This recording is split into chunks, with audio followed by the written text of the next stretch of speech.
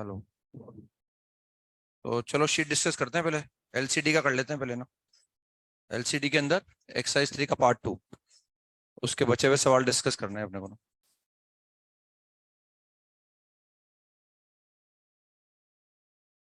तो इसमें question number मेरे हिसाब से थोड़ा शायद बचा हुआ था, लेकिन शायद ग्राफ हम डिफाइन कर चुके थे उसको ना। मैंने डिफाइन करने के लिए दिया था शायद आपको, और डिफाइन करने के बाद कोई दिक्कत नहीं है उसमें ना। ये मैंने फंक्शन में पढ़ा दिया था आपको, है ना। फंक्शन में भी इस तरह का एक सवाल करवाया था। हो गया ना डिफाइन करने वाला, होता ना है। इसके बाद नेक्स्ट क्वेश्चन नंबर 6 में कोई डाउट हो? क्वेश्चन नंबर 6 में कोई डाउट? हाँ, 6 में कोई डाउट? 6 के बाद नेक्स्ट 6 हो गया ना। मतलब F dash 3 plus F dash 2 बराबर 0 दे रखा है अपने को। तो 1 की पावर इन्फिनिटी बन गया, और 1 की पावर इन्फिनिटी बनने के बाद वो g x into f x minus 1, तो उससे वो ई की पावर 0 आ गया, शायद 1 आ गया आंसर। इसके बाद 8 में कोई डाउट हो? 8 में ये याद रख सकते हो आप चाहो तो। वैसे हमें दे रखा है कि ये या तो कोई फंक्शन अपन फील करके निकालें, या जैसे मान लो ये फंक्शन हमारे पास है g x is equal to mod of f x, है ना। तो अगर ये फंक्शन, जैसे मॉडुलस फंक्शन मैंने बोला है कंटिन्यूस तो होते हैं, डिफरेंशिएबल हो नहीं हो वो जरूरी नहीं है। वो जहां अपने डेफिनेशन चेंज करते हैं वहां वो डिफरेंशिएबल कई बार होते हैं, कई बार नहीं होते। तो अपनी डेफिनेशन चेंज कहाँ करेगा ये? उस पॉइंट पर डेफिनेशन चेंज करेगा जहां पर जीरो हो रहा हो। जैसे फॉर एग्जाम्पल मॉड एक्स, तो जहां जीरो हो रहा है ना, उसी के राइट में और लेफ्ट में अपनी डेफिनेशन चेंज करेगा है। तो हमें दे रखा है कि ये जीरो कहाँ हो रहा है? ये हो रहा है जीरो सी पर। तो एफ ऑफ सी बराबर जीरो दे रखा है ना, और सी पर हमें जी की डिफरेंशियबिलिटी चेक करनी है। तो ये मॉड एफ एक्स किसी एक्स इजिकल टू सी पर, ऑब्वियस सी बात है डाउट हमें वहीं रहेगा जिस वैल्यू पर ये जीरो हो रहा हो, और वो वैल्यू कौन सी है इस सवाल में? सी है। तो ये फंक्शन एक्स बराबर सी पर जी एक्स फंक्शन यानी modulus of f x differentiable तभी होगा जब ये एक्स बराबर सी, इस एफ एक्स बराबर सी पर एफ डिफरेंशियबल होना चाहिए। पहली बात ये कि एक्स बराबर सी पर एफ डिफरेंशियबल होना चाहिए, जो सवाल में दिया हुआ है कि F is differentiable at S C belongs to R. किसी भी रियल वैल्यू पर वो डिफरेंशियबल है ना, ये फंक्शन डिफरेंशियबल है। डिफरेंशियबल होने के साथ साथ एक्स बराबर सी इस फंक्शन का एक रिपीटेड रूट होना चाहिए। रिपीटेड रूट, रिपीटेड रूट का मतलब ये है कि अगर एक्स बराबर सी रिपीटेड रूट है, तो इसका मतलब एक तो फंक्शन की वैल्यू भी जीरो आनी चाहिए और एफ डेस सी भी जीरो आना चाहिए ना। जैसे फॉर एग्जांपल अगर हम बात करें वाई इजिकल टू या f x is equal to x minus 2 का होल स्क्वायर, ये एक्स बराबर 2, इस एफ एक्स का क्या है? एक रिपीटेड रूट है ना। ये तो दिख रहा है पावर है, रिपीट कर रहा है वो। और रिपीटेड रूट ये तो मैंने मैथमेटिकली लिख के दिखाया है, नहीं लिख के दिखाया है। तो रिपीटेड रूट का मतलब ये है कि अगर एक्स बराबर है उसका रिपीटेड रूट है, तो एक्स बराबर ए पर फंक्शन की वैल्यू भी जीरो आएगी और फंक्शन का डेरिवेटिव भी जीरो आएगा ना। ये रिपीटेड रूट का मतलब है। तो एक्स बराबर 2, इसका रिपीटेड रूट 2 पर वैल्यू जीरो आ रही है। अब इसको अगर मैं डिफरेंशिएट भी करूंगा तो डिफरेंशिएट करने पर आ जाएगा हमारे पास, और 2 पर डेरिवेटिव भी जीरो आ रहा है और फंक्शन की वैल्यू भी जीरो आ रही है ना।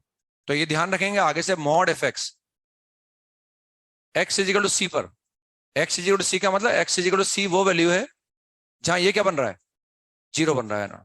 तो एक्स इजिकल टू सी पर ये डिफरेंशियबल तभी होगा जब पहली बात तो ये सी पर डिफरेंशियबल हो और सी इस एफ एक्स का रिपीटेड रूट आना चाहिए। अगर वो है तो फिर ये डिफरेंशियबल आएगा ना। जैसे अपन यूं देख सकते हैं ना, फॉर एग्जांपल समझने के लिए चाहे तो ये देख सकते हैं, ये मैंने एक्स स्क्वायर देखा है ऐसे। क्या एक्स स्क्वायर डिफरेंशियबल है? यस। डाउट कायम है जीरो पर, तो क्या जीरो उसका रिपीटेड रूट है? यस, हैंस से डिफरेंशियबल है ना। क्योंकि इसको अगर मैं डिफाइन करूंगा ना, तो ये क्या लिखा हुआ है? मॉड लगाने की जरूरत ही नहीं है ना। ये सिंपली क्या लिखा हुआ है? ये सिंपली एक्स स्क्वायर लिखा हुआ है। ये सिंपली एक्स स्क्वायर लिखा हुआ है। तो ध्यान रख सकते हैं, और ठीक है डिफाइन वगैरह करके सब निकाल सकते हैं अपन, लेकिन अब आगे से ध्यान रख सकते हैं ना कि mod f x will be differentiable if f x is differentiable and x is equal to a must be repeated root of f x. मतलब वहां फंक्शन की वैल्यू भी जीरो आनी चाहिए और फंक्शन का डेरिवेटिव भी जीरो आना चाहिए ना, तब जाके फिर वो डिफरेंशियबल हो जाएगा ना। समझ में आ गया ना ऐसे।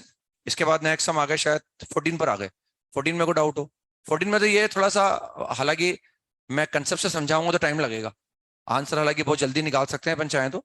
1 की पावर इन्फिनिटी बन रहा है, क्योंकि पावर जो है इन्फिनिटी पे जा रही है हमारे पास, है ना। तो पावर अगर इन्फिनिटी पे जा रही है तो 1 की पावर इन्फिनिटी इंडिटरमिनेट फॉर्म बनेगा।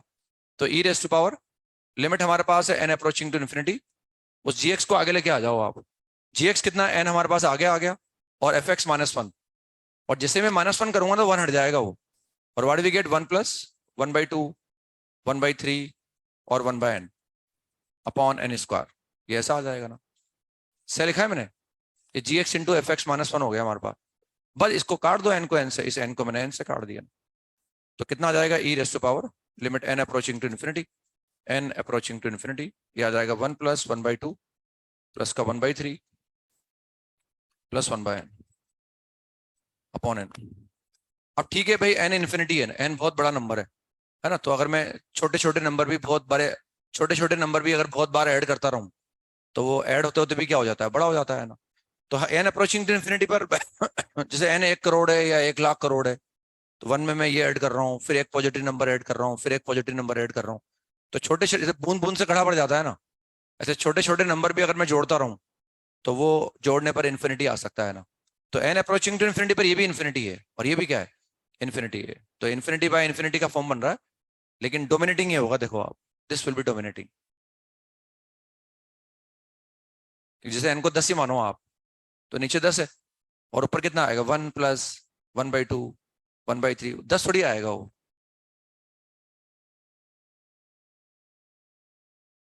इन्फिनिटी पर ये है इन्फिनिटी, बहुत बड़ा आ जाएगा वो भी, लेकिन भले ही वो बहुत बड़ा आएगा, लेकिन बड़ा ही ज्यादा ये आएगा ना, समझ रहे हैं। और अगर ये डोमिनेट कर रहा है तो ये लिमिट कितनी आ जाएगी, 0 आ जाएगी। तो e की power 0 is 1 is the answer. समझ में आ गया। या अगर मैं सिस्टमेटिकली लिमिट निकालूंगा ना, तो फिर टाइम लगेगा। सिस्टमेटिकली मैं पूरे ढंग से इसकी लिमिट निकाल के बताऊं आपको, तो उसमें टाइम लगेगा। उसमें यह कि मैं इसकी लिमिट निकाल ही नहीं पाऊंगा, जो यूजुअल तरीके हैं लिमिट निकालने के, उससे मैं लिमिट नहीं निकाल पाऊंगा इसकी, भले इन्फिनिटी बाय इन्फिनिटी बन रहा है, क्योंकि ये सम नहीं निकाल पा रहा है एक्चुअली में, ये सम मैं कैलकुलेट नहीं कर पा रहा ना। और जब मैं सम नहीं निकाल पा रहा या लिमिट नहीं निकाला, फील कर लिया मैंने कि आंसर जी की पावर 0 मतलब 1 आएगा, क्योंकि बड़ा यही होगा। अगर मैं 10 भी रख के देखूंगा ना, मान लो एन तो बहुत बड़ा है, अगर मैं 10 भी रख के देखूं, और मैं 1 से लेकर 1/2 1/3 1/10 भी निकालूं, तो 10 तक थोड़ी पहुंचेगा वो, जबकि डोमिनेट ये कर रहा है। ये तो 10 की बात कर रहे हैं हम, 100 की बात करेंगे तो भी ये बड़ा आएगा, 1 करोड़ की बात करेंगे तो और बड़ा आएगा, और जितना बड़ा करता जाऊंगा ना, उतना ज्यादा डोमिनेटिंग हो जाएगा ये, और इसलिए e की पावर 0 आ जाएगा। अगर मैं सिस्टमेटिकली चाहूंगा सोल्व करना, तो उसमें फिर ये है कि ये मुझे लिमिट निकालनी है ना, इसको तो भूल जाओ आप। अब मुझे उस फंक्शन की लिमिट निकालनी है। उस फंक्शन की लिमिट निकालने के लिए मैं थोड़ा सा कोशिश करता हूँ बताने की आपको। हमें लिमिट ही वाली निकालनी है, इस फंक्शन की मुझे लिमिट निकालनी है, limit n approaching to infinity 1 + 1/2 plus 1/3 और प्लस 1/n, ये 1/4 भी है, 1/n भी है, n तक है मतलब ये, और ये लिमिट मुझे निकालनी है। तो इसमें हम बेसिकली ये देखेंगे कि हम एक फंक्शन सोचेंगे ना, वही स्टैंडर्ड थ्योरम लगानी पड़ेगी इसमें ना, क्योंकि ना मुझे पता नहीं है, मैं सिंपल यूजुअल में ना फैक्टर हो पा रहे हैं, ना मैं उसका सम जानता हूँ, कुछ भी नहीं जानता ना। तो मैं क्या करूंगा, एक फंक्शन सोचूंगा जिससे ये बड़ा है और जिससे ये छोटा है, जिससे ये बड़ा है और जिससे छोटा है ना। वो फील तो हो रहा है कि भाई ठीक है भाई, लिमिट 0 आ जाएगी, यानी 1 आ जाएगा, वो लोग फील तो हो रहा है वो। तो हमें एक फंक्शन सोचना है जो इससे बड़ा है और एक जो इससे छोटा है। अब छोटा निकालने के लिए क्या करूंगा मैं, अगर हम चाहते हैं भाई जिससे बड़ा है वो फंक्शन निकालें, तो देखो इसमें सबसे बड़ा डिनोमिनेटर कौन सा है, एन। इन सबकी जगह, जैसे यहाँ 1 है, यहाँ 2 है, यहाँ 3 है, इन सबकी जगह 1/n लिख दो, 1/n 1/n 1/n 1/n। अब ये टर्म्स काउंटिंग में कितनी है, एन। तो 1/n 1/n 1/n से कितना आ जाएगा, 1 आ जाएगा। सही है, ये 1 आ गया, इसको 1 लिख दिया, यानी ये 1 से बड़ा है, इसका मतलब वैसे भी दिख रहा है कि 1 से बड़ा है, क्योंकि 1 में जोड़ रखा है ना अपन, दिख रहा। अब मैं ये लिमिट ये निकालना चाहता हूँ, तो मैं एन से डिवाइड करता हूँ। तो एन से मैंने यहाँ भी डिवाइड किया, मैं यहाँ भी डिवाइड करूंगा, और जब मैं यहाँ डिवाइड करूंगा, तो वो लिमिट तो मुझे निकालनी है, लेकिन जैसे मैं यहाँ डिवाइड करूंगा तो वो 1/n आ जाएगा, और 1/n की लिमिट क्या आ जाएगी, 0 आ जाएगी। हालांकि इससे ये कंफर्म नहीं हुआ कि इसकी लिमिट 0 आ जाएगी, क्योंकि हमें उधर वाला भी ढूंढना पड़ेगा ना, क्योंकि इसमें सैंडविच में चैलेंज यही होता है कि एक छोटा सोचना आसान है, बड़ा सोचना आसान है, लेकिन वो ऐसे सोचने की दोनों की लिमिट क्या आ रही हो, सेम आ रही हो, वो इंपॉर्टेंट बात है इसमें ना। तो हालांकि ये हमारे उसको जस्टिफाई भी कर रहा है, भाई e की पावर 0 1 यानी ऑप्शन में है हमारे पास, और ये 0 आ रहा है ना। अब मैं वो सोच पाऊँ नहीं सोच पाऊँ वो अलग बात है ना। तो अब हम सोचते हैं भाई जिससे ये छोटा है, तो छोटा है वो सोचने के लिए क्या करें, ये निकालने के लिए तो हमने क्या करा, सबसे बड़े डिनोमिनेटर को सिलेक्ट कर लिया, एन, 1/n 1/n 1/n रख दिया, तो 1 आ गया हमारे पास। और अगर हम चाहते हैं भाई ये जिससे छोटा है यानी इससे बड़ा कौन है वो निकालने के लिए, सबसे छोटा डिनोमिनेटर कौन सा है, 1, तो सब जगह 1 1 1 1 लिख दो। लेकिन 1 1 1 से कितना आएगा, n आएगा, फिर n को n से डिवाइड करो, फिर लिमिट 1 आ जाएगी, वो लिमिट 1 आएगी, लिमिट 0 आ गई, तो वो काम नहीं चला मतलब है। तो ये जो हमने किया ना इससे काम नहीं चला मतलब हमारा, मेरी बात समझ रहे ना, मतलब सबकी जगह मैं 1 1 1 कर देता तो n आ जाता, फिर n/n नहीं करूंगा तो 1 आ जाएगा, तो ये लिमिट तो 1 आ गई और ये लिमिट 0 आ जाएगी, तो इसके लिमिट के बारे में कमेंट नहीं कर पाता मैं। अब बस अब सोचना मुश्किल है इसमें थोड़ा, है ना, अब थोड़ा टफ है ये सोचना। तो देखो इसमें क्या है, हमें ये सोचना है कि ये इससे बड़ा फंक्शन मुझे निकालना है, तो वो मैं ऐसे देखूंगा, इसको मैंने इसको एस मान लिया, इस एक्सप्रेशन को 1 + 1/2 1/3 1/4 1/5 1/6 1/7 1/8, ऐसे कहाँ तक है, ऐसे n तक है, फिर 1/9 आएगा, 1/10 आएगा, है ना, 1/15 तक आ जाएगा, 1/16 से शुरू होगा, 1/16 से 1/17 आएगा, 1/31 आ जाएगा, 1/32 आ जाएगा, थोड़ा ज्यादा लिखूंगा तो समझ में आएगा हमारे 1/n, ये क्योंकि n तो इन्फिनिटी है, ये तो बहुत बड़ा नंबर है नीचे ना, ये बेसिकली ऐसे लिखा हुआ है ना। अब इसमें हम क्या कर रहे हैं कि इनमें टर्म्स को क्लब कर रहे हैं, ये तो ऐसा हमारे पास है, मैं टर्म्स को क्लब कर रहा हूँ, 1 को डिस्टर्ब नहीं कर रहा मैंने। हम देखें भाई ये 1/2 है, ये 1/3 है, इस 1/3 को मैं 1/2 से रिप्लेस कर रहा हूँ, देखो 1/2 बड़ा है कि 1/3 बड़ा है, 1/2 बड़ा है, तो अगर मैं 1/3 को 1/2 से रिप्लेस करूंगा तो जो सम आएगा वो इससे बड़ा आएगा, यानी इस छोटी टर्म को मैंने एक बड़े नंबर से रिप्लेस कर दिया, तो जब बड़े नंबर से रिप्लेस करूंगा तो वो सम क्या आएगा, इससे बड़ा ही तो आएगा, है ना। तो मैं इसको 1/2 कर रहा हूँ, यानी मैं इसको ऐसे लिख रहा हूँ, यानी एस, मैं इसको ऐसे लिख रहा हूँ 1 + 1/2 इसको ऐसे लिख दिया मैंने। फिर 1/4 पर आ गया, तो इसको 1/4 1/4 1/4 1/4, भाई इसकी जगह 1/4 लिखा, बड़ा नंबर लिखा, इसकी जगह भी 1/4 बड़ा नंबर लिखा, इसकी जगह भी 1/4 बड़ा नंबर लिखा, फिर 1/8 1/8 1/8 1/8, कहां तक चलेगा 1/8, 1/8 यहां तक चलेगा, टर्म भी 8 है, 8 ही है, देखो आप ये 8 टर्म से काउंटिंग में, 1/8 1/8 1/8 1/8, फिर 1/16 1/16 1/16 1/16 1/32 1/32 1/32 1/32, ऐसे चलता रहेगा। समझ में आ गया ना, तो ये जो कुछ ना कुछ तो करना पड़ेगा ना भाई, या तो फिर फिल करके आंसर टिक कर दिया और आगे बढ़ गए, वैसे ही करना था, जो भी इस सवाल को करके आया होगा वैसे ही करके आया होगा, ऐसे तो किसी ने नहीं किया होगा इस सवाल, वो तो ठीक है, वो हमें एक्सप्लेनेशन देना होता है, इसलिए बता रहा हूँ मैं आपको ये ना, जिस बच्चे ने भी सवाल किया होगा उसने वैसे ही किया होगा, ऐसे किसी ने सवाल नहीं किया होगा ये वाला। तो ये एस जो आ गया ना इससे छोटा आ गया एक्चुअली, इससे छोटा आ गया, छोटा ही होगा ना, ये बड़ा हो गया होगी, भाई ये तो बराबर था, इसकी जगह बड़ा नंबर रख दिया, इसकी जगह बड़ा नंबर रख दिया, इसकी जगह, तो ये तो बड़ा हो गया ना भाई उससे, यानी ये एस उससे छोटा आ जाएगा। अब देखो ये कहां तक निकाल रहा हूँ, फिर इसके बाद 1/8 आ जाएगा, 1/8 से लेकर फिर 1/8, फिर 1/8 आ जाएगा ना, फिर 1/16 शुरू हो जाएगा, 1/16 शुरू हो जाएगा, 1/16 चलता रहेगा, फिर 1/32 आ जाएगा ना। तो हम ध्यान से देखें कि इसको अगर मैं निकालता रहूंगा, है ना, थोड़ा समझ में आ जाएगा मैं जो बोलूंगा।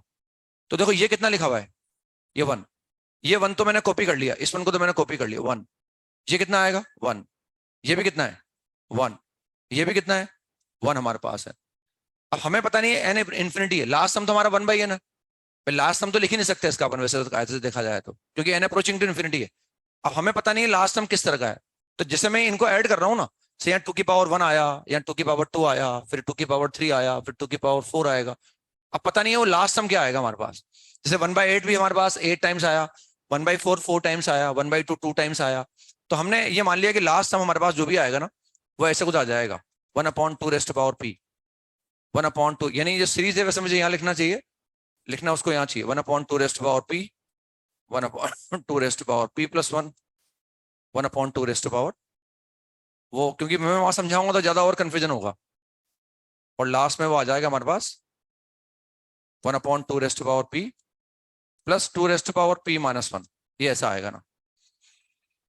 वो तो ये तो ओरिजिनल सीरीज दे रखा है ना, ये मैंने कैसे लिखा देखो आप ध्यान से, क्योंकि हमें पता नहीं है लास्ट सम क्या है, वो जो n है n अप्रोचिंग टू इन्फिनिटी है, n बहुत बड़ा है मुझे पता है ना, लेकिन हमें पता नहीं है कि वो जो n है वो 2 के एक्सपोनेंट की फॉर्म में है यानी जो लास्ट टर्म आएगा ना 1/n में जो n है वो 2 के एक्सपोनेंट की फॉर्म में है, या 2 का एक्सपोनेंट +1 है, या वो 2 का एक्सपोनेंट +2 है।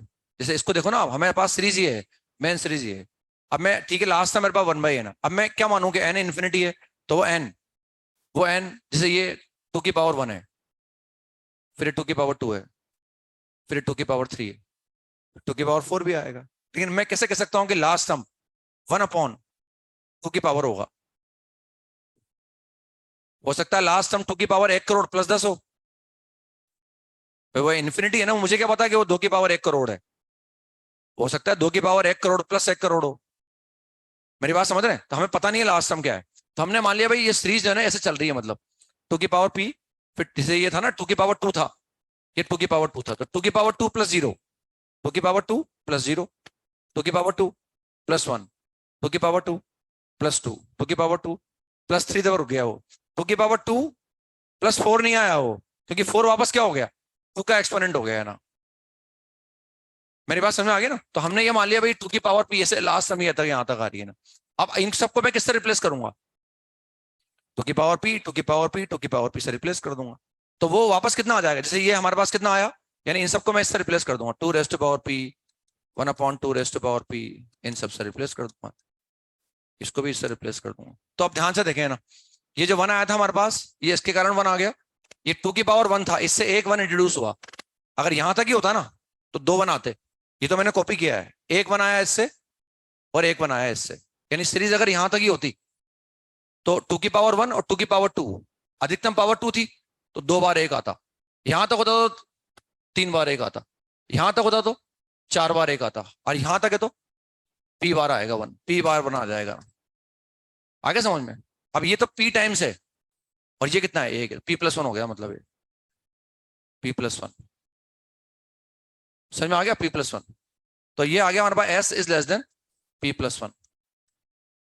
अब नीचे हमारे पास n है, और n क्या है हमारे पास, n अभी भी पता नहीं, n है 2 की पावर p।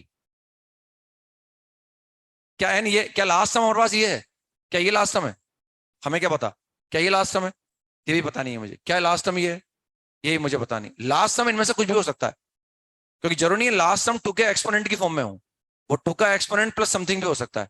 तो मैं बोल सकता हूं कि जो n है ना, यानी मैंने बोला है कि n is equal to 2 raise to power p + lambda है, n is 2 raise to power p + lambda, जहां लैम्डा जो है हमारे पास, lambda is the element of, या तो लैम्डा 0 है, या फिर लैम्डा 1 है, या फिर लैम्डा 2 है, या फिर lambda 2 raise to power p - 1 है, कि लास्ट सम। भाई अगर लैम्डा 0 होगा ना तो n 2 की पावर यही लास्ट सम हो जाएगा फिर, और अगर n 2 की पावर p + 1 होगा तो लैम्डा बराबर 1 हो जाएगा।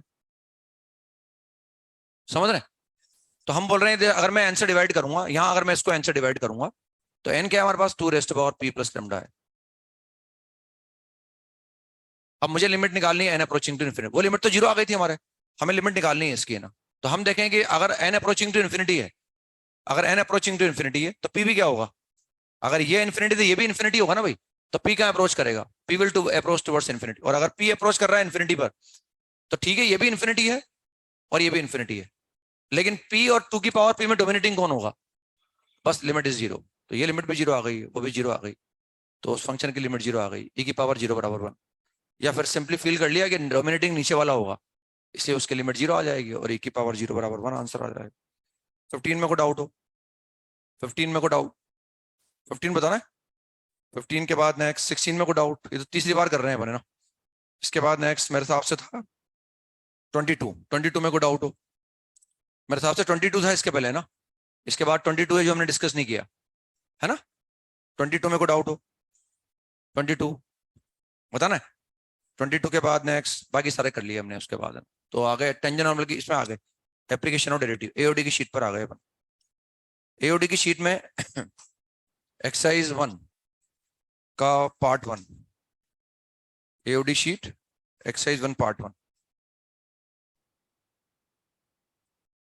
इसमें कौन सा है, B1, B1 में कोई डाउट हो, 2 पॉइंट ऑफ इंटरसेक्शन आ गए हमारे पास, एक शायद मेरे हिसाब से 1,0 आ गया, और एक शायद E, 1 आ गया, एक शायद E, 1 आ गया है ना।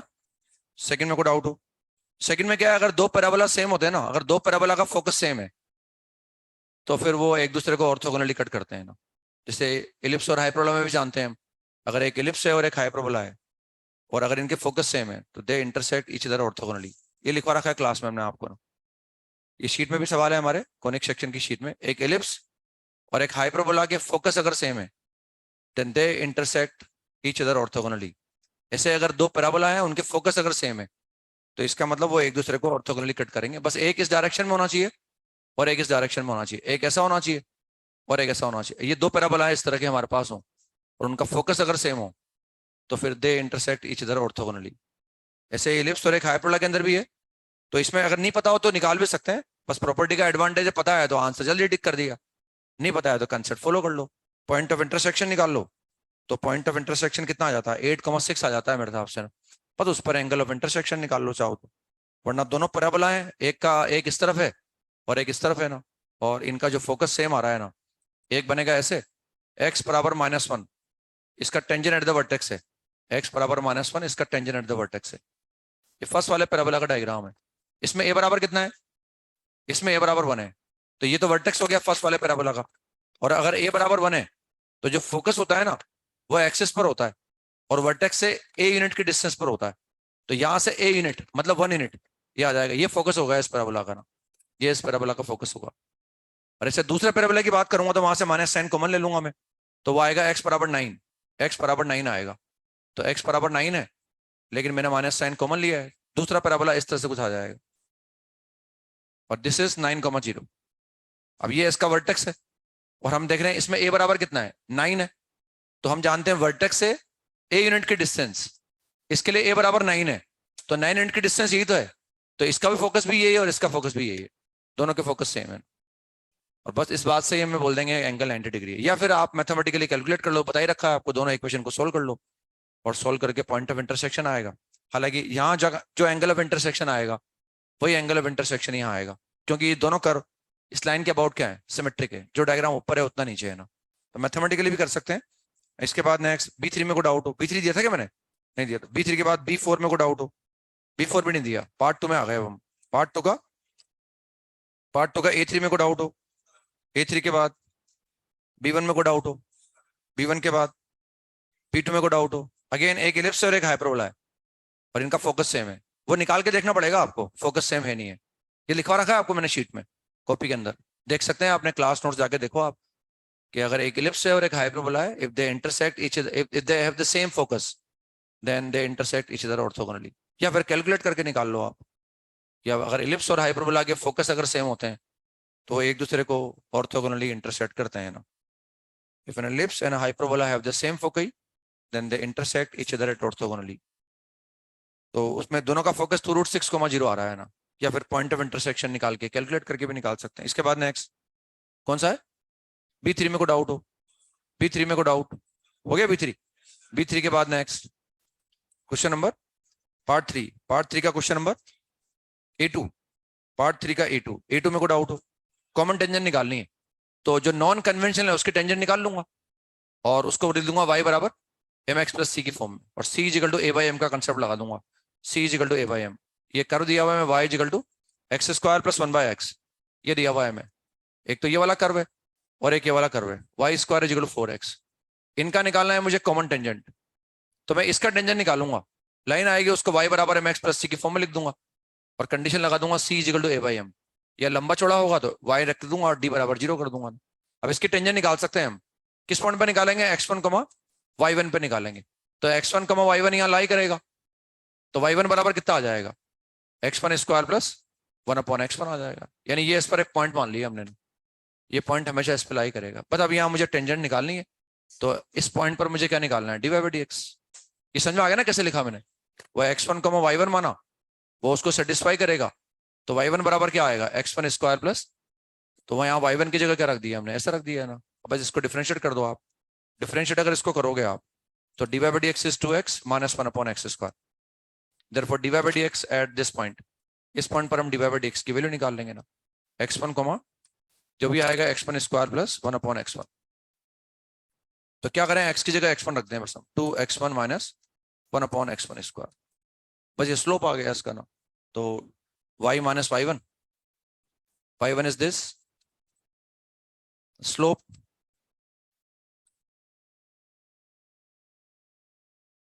Into x minus x1। पर इसको systematically y is equal to m x plus c की फॉर्म में जमा दो और फिर कंडीशन लगा दो c is equal to a by m, c is equal to a by m. कर लेंगे मेरे साथ आप सब तो ना, x1 वगैरह को t वगैरह मान लेंगे, x1 की वैल्यू निकाल के रखनी है अपने को यहाँ।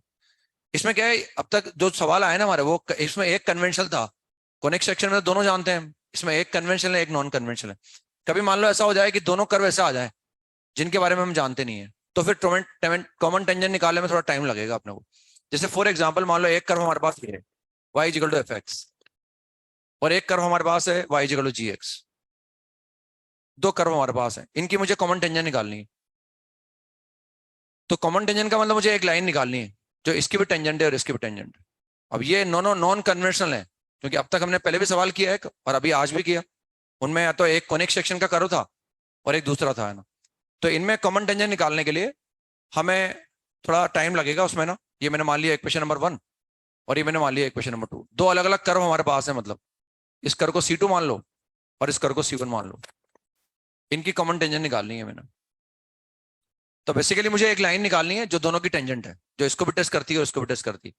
तो सबसे पहले क्या करेंगे, इस पर एक पॉइंट एज्यूम कर लेंगे हम x1, y1।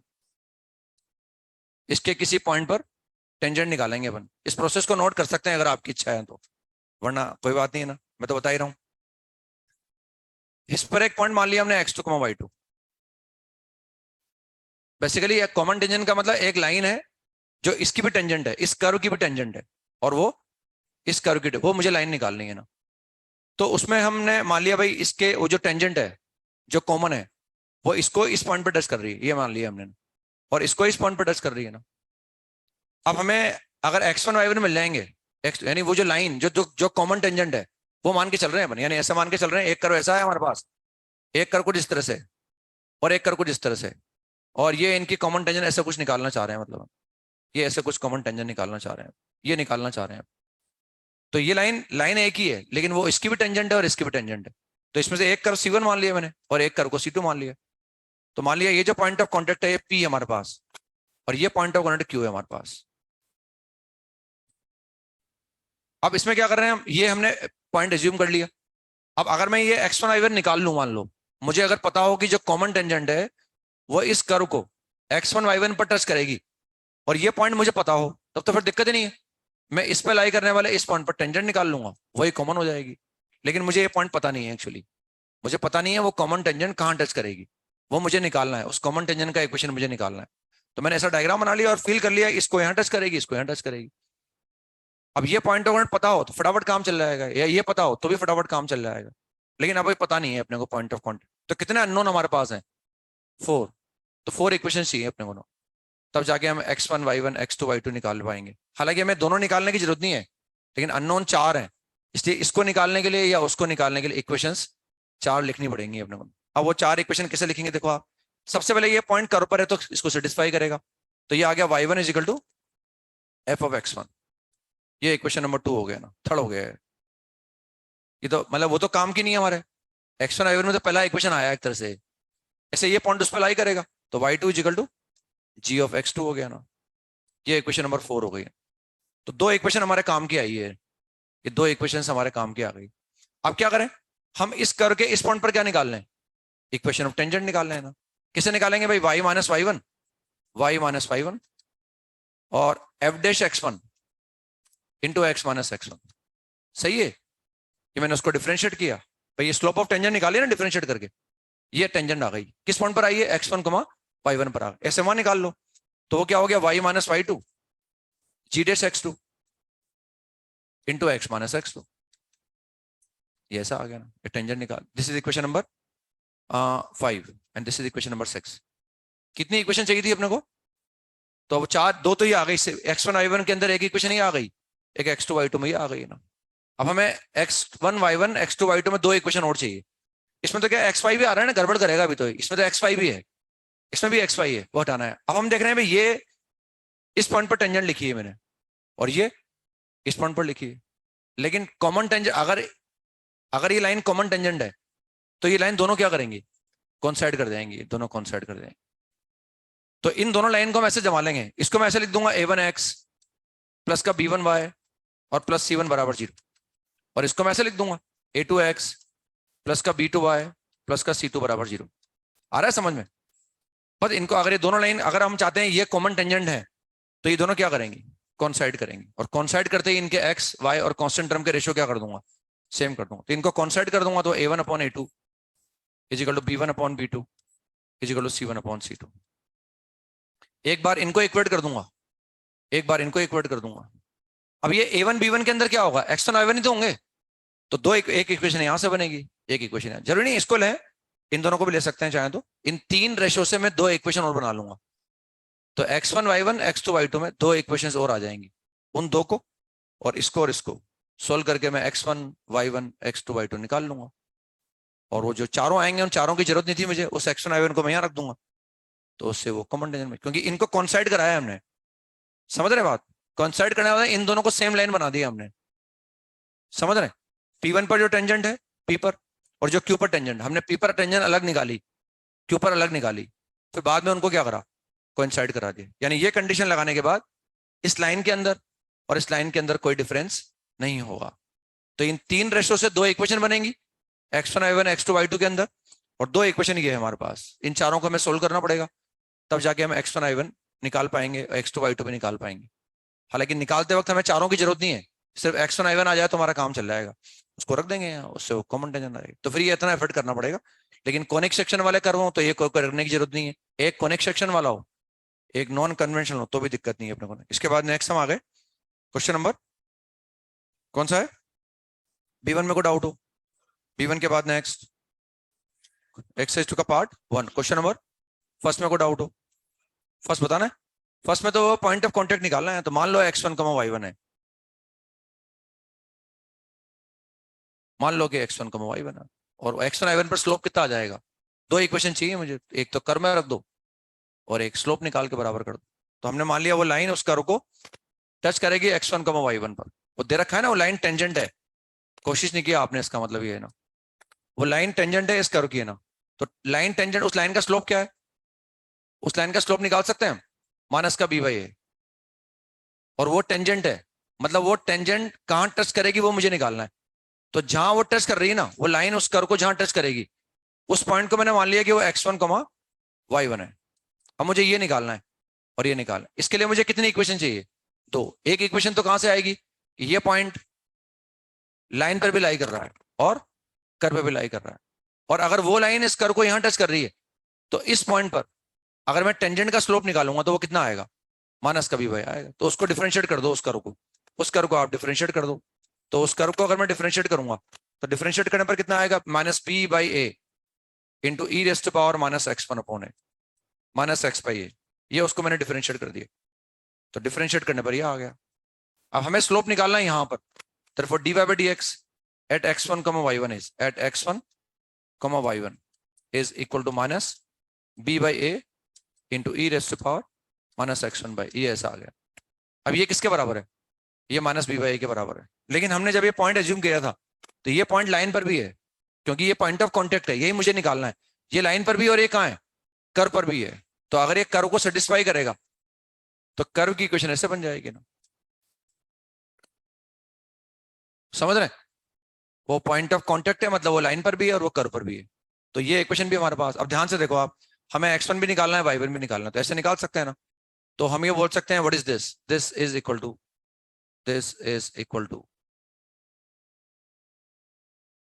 y1, this is y1, तो slope is minus y1 by a। ये स्लोप कैसे निकाला हमने, by using dy by dx। किसका स्लोप आया है, टेंजेंट का। टेंजेंट कौन सी है, ये, और इसका स्लोप क्या है, माइनस b/a, तो minus b/a, y1 is equal to b। एक ही ऑप्शन ऐसा है जिसमें y1 भी है, और x1 निकालना होता तो x1 भी निकाल लेता। x1 कैसे निकालूंगा, वो जो x1 y1 है वो कहां लाई कर रहा है, लाइन पर भी लाई कर रहा है, लाइन से निकालना आसान रहता है, क्योंकि वो जो पॉइंट ऑफ कॉन्टेक्ट है ना भाई, वो टेंजेंट पर भी तो होगा। तो x1 upon a plus y1 upon b is equal to 1, और y1 तो b आ गया, तो y1 भी कितना आ गया, 1 आ गया, 1 से 1 कट जाएगा, x1 0 आ जाएगा, तो 0, b is the point of contact.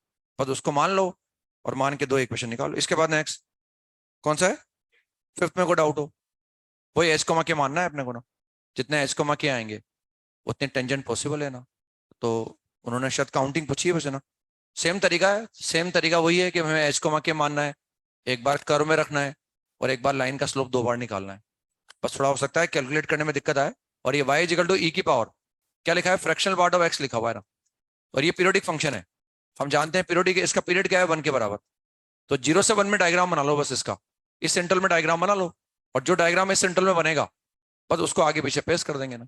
अब x बराबर 0 पर वैल्यू क्या आ गई इसकी, x बराबर 0 पर आ गया 1, x बराबर 1 पर भी कितना आ गया, सॉरी ई आ गया ना, नहीं नहीं 1 ही आ गया।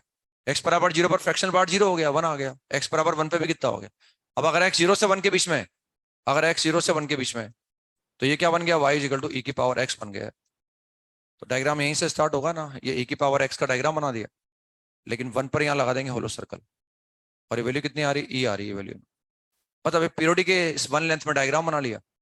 पर इसी डायग्राम को पकड़ लो आप और आगे पीछे पेस्ट कर दो, ये डायग्राम ऐसा बन जाएगा, ये डायग्राम ऐसा बनता रहेगा बार बार,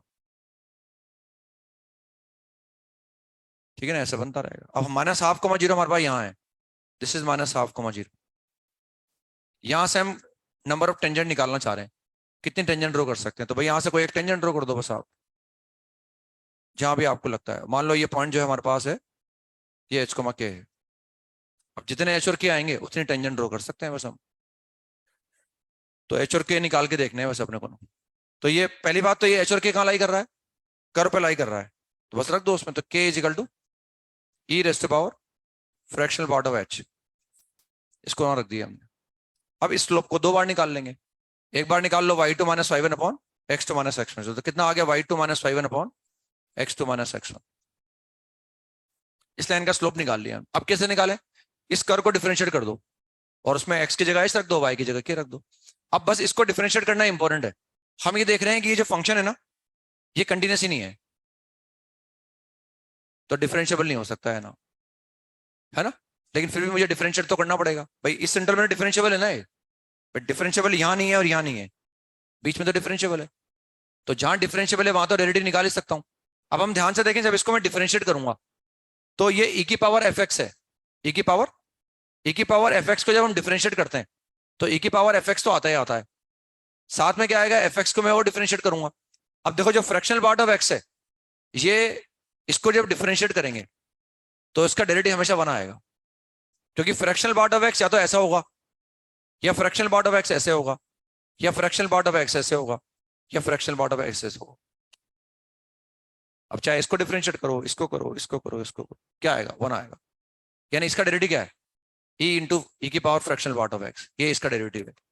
आगे समझ में, तो वो जो भी इंटरवल आएगा उस इंटरवल में, जैसे अगर मुझे इस इंटरवल में ओपन इंटरवल 0 to 1 में डिफरेंशिएट करना हो तो आंसर आ गया e की पावर x, यहां डिफरेंशिएट करना हो तो आंसर आया e की पावर x माइनस 1, यहां डिफरेंशिएट करना हो तो e की पावर x माइनस 2, इसलिए मैं बोल रहा हूं e की power fractional part of x।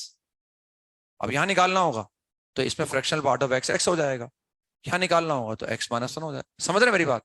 तो हमने इसको डिफरेंशिएट किया, dy by dx निकाला, and therefore dy by dx will be equal to e raised to power fractional part of x, therefore dy by dx at h comma k, dy by dx at h comma k, y तो है नहीं इसमें, तो इसमें x की जगह h रख दो आप।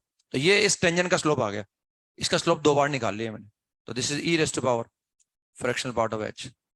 now what is e raised to power fractional part of h, k रख दो यहाँ पर, और नो डाउट अगर ये k के बराबर है तो k क्या है, पॉजिटिव है ना, तो मैंने k रख दिया यहाँ पर, इस k से k कट जाएगा, and what we get, h plus half is equal to 1, what is h, half, और अगर h हाफ है तो what is k, k is equal to e raise to power half.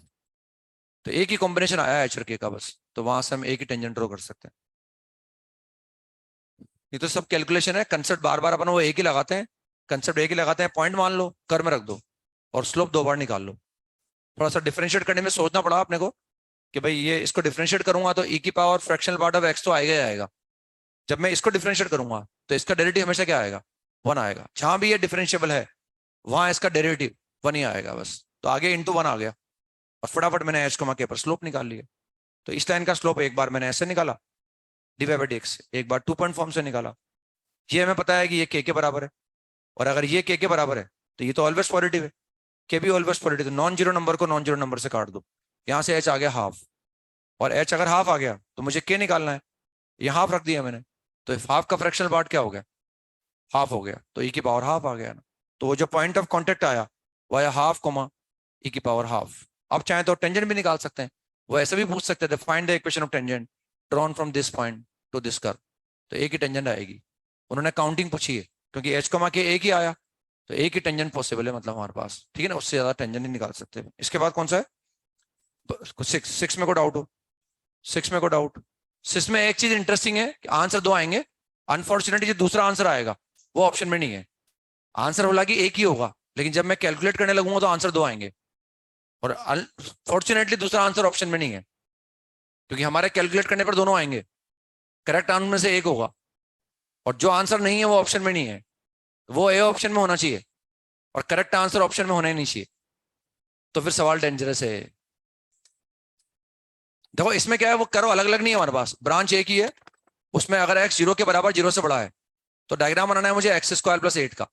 This is y = x² + 8, y = x² + 8, जब x 0 के बराबर 0 से बड़ा है, और जब x नेगेटिव है तो डायग्राम मुझे बनाना है -x² का, तो -x² का डायग्राम ऐसे बन जाएगा, ये ऐसे बन जाएगा -x² का डायग्राम। अब इनका मुझे क्या निकालना है, कॉमन टेंजेंट। अच्छा बताओ कितनी कॉमन टेंजेंट आएंगी, एक ही आएगी बस, ये वाली आ जाएगी, उसका स्लोप पॉजिटिव आएगा, वाई इंटरसेप्ट भी पॉजिटिव आ जाएगा। अब कैसे निकाले, हमारे पास 2 कर्व हो गए, एक तो हो गया x² = y - 8, एक हो गया हमारे पास x² = -y। अगेन ये दोनों कॉनिक सेक्शन के, तो इनकी कॉमन टेंजेंट निकालने में कोई दिक्कत ही नहीं है ना।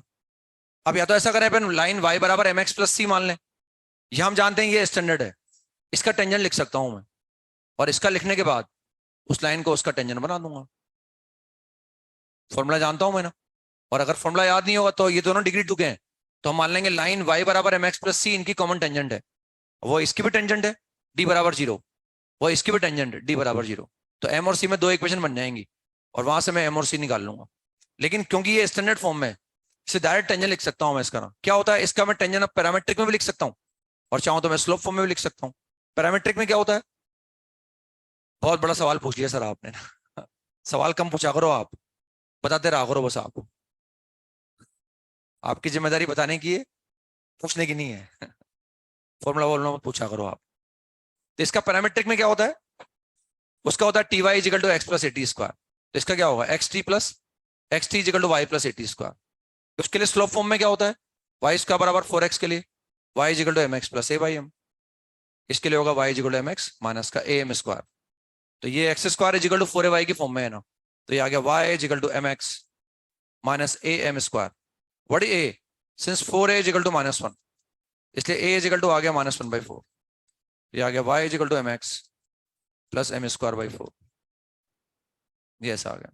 अब ये नो डाउट इसकी टेंजेंट है, हम चाहते हैं ये लाइन इसकी टेंजेंट हो, तो ज्यादा दिमाग मत लगाओ, यहाँ से y रख दो यहाँ, और d बराबर क्या कर दो 0, उससे m की 2 वैल्यू आएंगी। क्योंकि बेसिकली जब हमने ये इक्वेशन लिखी है ना, क्योंकि ये जो डायग्राम हम कंसिडर कर रहे हैं, ये डायग्राम तो ये वाला है, और जो y = -x² है वो डायग्राम तो ये है, तो टेंजेंट तो 2 आएंगी ना इनकी कॉमन, एक टेंजेंट ये वाली आएगी और एक ये वाली आएगी, तो यहां से m की, जब इस y को मैं यहाँ रखूंगा और उसका d0 करूंगा तो m की 2 वैल्यू आएंगी। हमें ये वाली वैल्यू नहीं चाहिए, ये तो ब्रांच ही नहीं है ना हमारे पास, मेरी बात समझ रहे हैं, ये ब्रांच ही नहीं है, इसलिए हमें m की जो वैल्यू आएगी पॉजिटिव चाहिए ना, तो फॉर्चुनेटली नेगेटिव वाला ऑप्शन में नहीं है ना, m की जो नेगेटिव वैल्यू आएगी, एक वैल्यू नेगेटिव आएगी m की, वो ऑप्शन के अंदर ही नहीं है ना, इसलिए बच गए अपन ना। और नेगेटिव वाला ऑप्शन में होता और वो ए ऑप्शन में होता, और पॉजिटिव वाला ऑप्शन में नहीं होता, लास्ट होता नन ऑफ दीज आंसर आता फिर। लेकिन इसमें तो अगर हम इन्हें ध्यान नहीं दिया होगा तो भी अपन बच गए, क्योंकि वो ऑप्शन में प्रेजेंट नहीं था हमारे पास। और कौन सा है, बस ये तो आगे चलते हैं अपन ना। मैंने एक सवाल दिया था आपको, k² = 8 आ जाता है ना, आंसर इज 8। तो हमें दिया हुआ था कि वो कर्व ऑर्थोगोनल है दोनों है ना, और जब ऑर्थोगोनल दिए हुए हों इसका मतलब जहां भी वो कट करेंगे वहां एंगल ऑफ इंटरसेक्शन 90 डिग्री का आ जाएगा मतलब है ना। तो ऐसे केस में जब ऑर्थोगोनल दिया हुआ हो तो मैं पॉइंट ऑफ इंटरसेक्शन निकालने की आवश्यकता नहीं होती है ना, उसको एज्यूम कर लो और वहां दोनों का स्लोप निकाल लो और m1 m2 बराबर -1 कर दो। अब तो देखेंगे बाद में, टीपीटी वुटी की बात मत करा करो आप, इनकी बात कर लिया करो जो चल रहा है ना, ठीक है ना।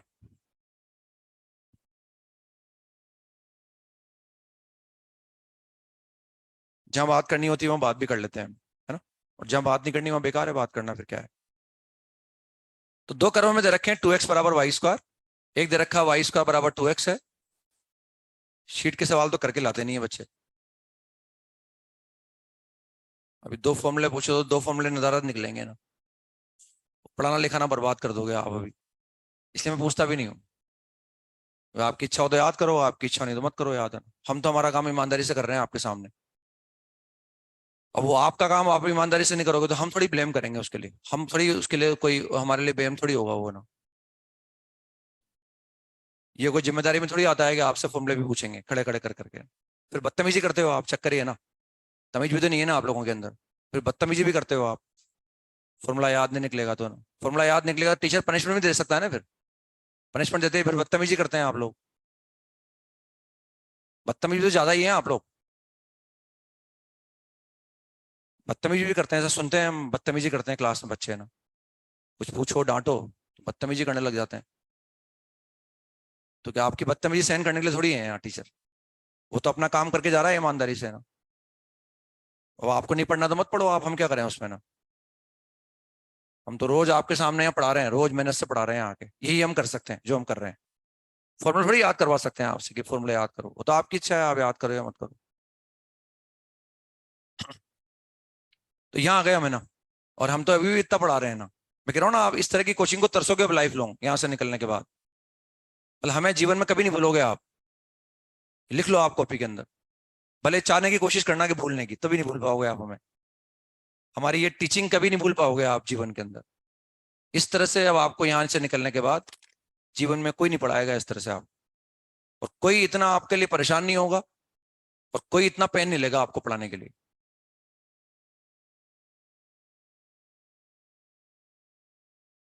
जितना यहाँ पढ़ाया जाता है आपको ना। हमेशा तरसेंगे आपके कोई हमें पढ़ा दे इस तरह से, इसलिए आप हमें चाह के भी नहीं भूल पाओगे। हमारा चेहरा आपके दिलो दिमाग में हमेशा रहेगा। और हो सकता है अभी तो गुस्सा करते हो आप, बाद में गुस्सा भी नहीं करोगे, बाद में आप अपने आप पे गुस्सा करोगे, यार उस टीचिंग को मिस कर दिया हमने ना, इतना बोलते थे वो, इतना गाइड करते थे, उसको मिस कर दिया हमने ना। उस वक्त ही नहीं पढ़ पाया तो अब तक कैसे पढ़ेंगे हम, ये मिस करोगे आप। और उस वक्त फिर हमारे माइंड में हमारे बारे में अच्छा ही सोचोगे आप, हो सकता है आज बुरा सोचते हो, लेकिन उस वक्त अच्छा सोचोगे आप, है ना। भले आपको सफलता कम मिले या सफलता ज्यादा मिले, उस वो भी मैटर नहीं करेगा।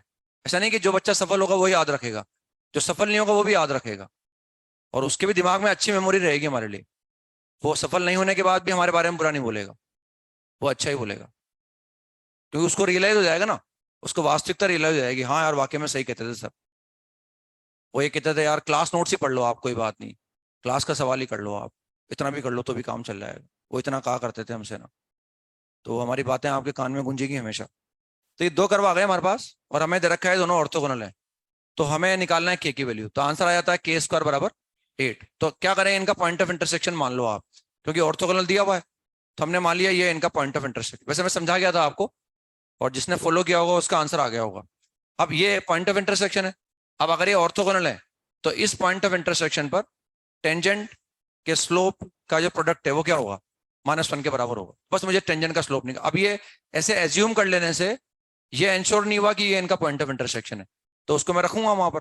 तो y1 स्क्वायर बराबर कितना आ गया, 2x1 आ गया, इक्वेशन नंबर थर्ड।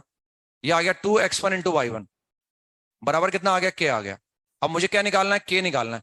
तो k निकालने के लिए कहीं ना कहीं इस सवाल को देखते फीलिंग आ गई कि भाई मुझे x1 और y1 दोनों निकालने पड़ेंगे, और ये कंफर्म है कि अगर x1 आ गया तो y1 भी आ जाएगा, मतलब मुझे सिर्फ कोई एक चाहिए, तो x1 या y1। अब कैसे निकालूंगा मैं, ये तो मैंने कर दिया, अब इसको डिफरेंशिएट करो। इसको डिफरेंशिएट करने पर क्या आएगा, dy by d x is equal to कितना आएगा, 1/y1 आ जाएगा। ये x1 y1 पर स्लोप आ गया, इसको मैंने m1 मान लिया।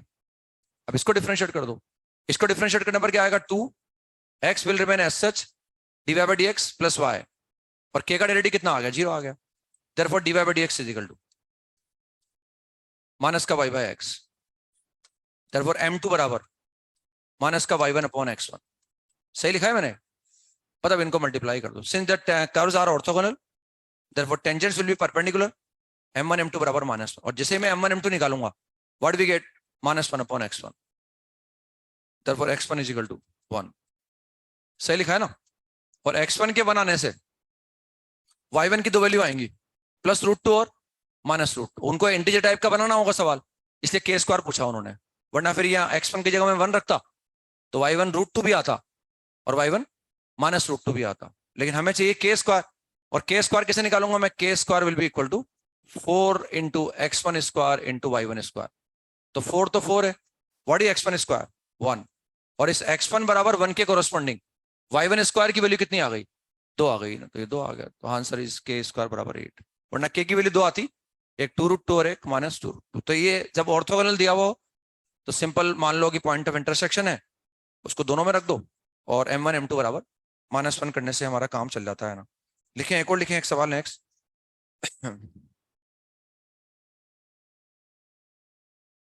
If the curves ax square, sheet में भी वैसे सवाल लेकिन मैं कराता हूं उसको ना।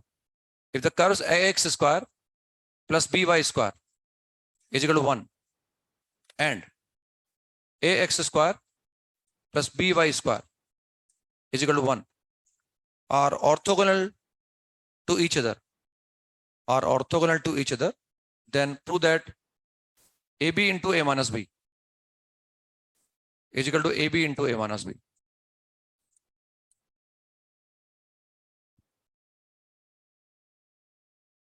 then prove that ab into a minus b is equal to ab into a minus b।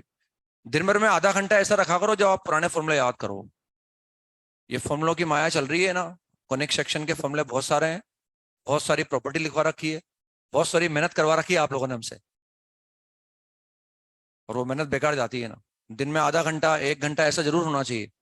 भले वो घर से यहाँ आओ, आप यहाँ से घर जाओ, ऑटो में बैठे रहो, वेट कर रहे हो किसी का, यही टाइम निकलता है, ऐसे टाइम निकाला जाता है ना।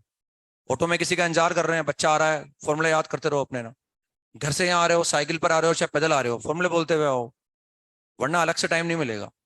और अगर आप ये सोचो कि मैं 15 दिन पहले फॉर्मूला याद कर लूंगा, तो वो जीवन में कभी नहीं हो सकता, हो ही नहीं सकता वो। आपको लगता हो ना मैं तो भी सवाल कर लेता हूँ, फॉर्मूले बाद में याद कर लूंगा, कुछ नहीं होगा बाद में याद। बाद में याद कुछ भी नहीं होगा।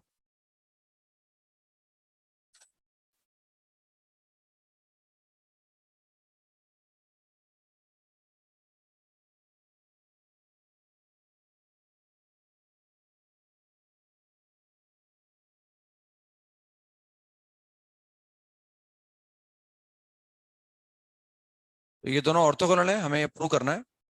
ऑर्थोगोनल का मतलब जहां भी ये कट कर रहे हैं वहां ये इनके बीच में एंगल ऑफ इंटरसेक्शन 90 डिग्री का आ जाएगा। ये हमें दिया हुआ है।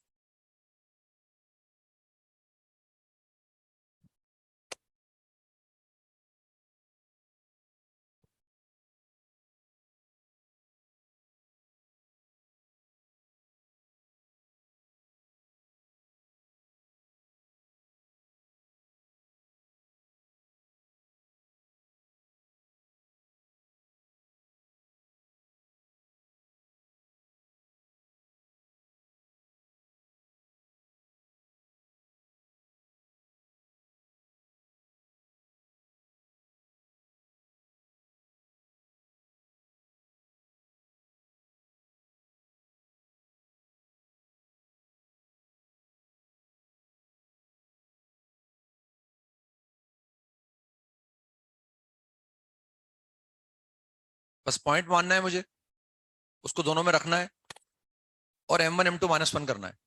बाकी थोड़ा मैनिपुलेशन है, दिमाग लगाना है मुझे। मुझे आंसर चाहिए ए बी और कैपिटल ए बी के अंदर।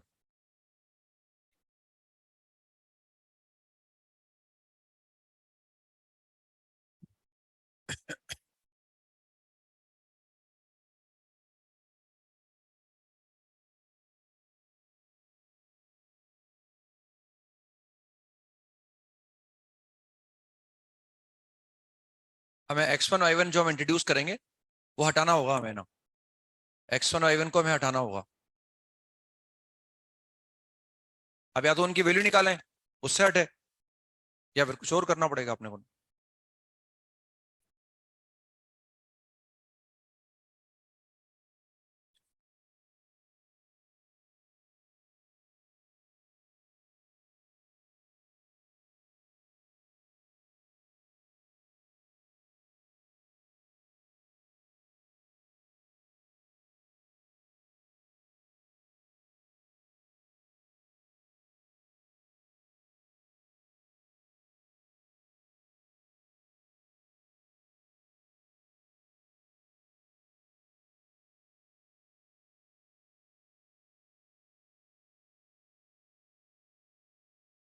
ये तो हमने मान लिया उनका पॉइंट ऑफ इंटरसेक्शन, मान लिया इन दोनों कर्व का point of intersection x1 y1 है।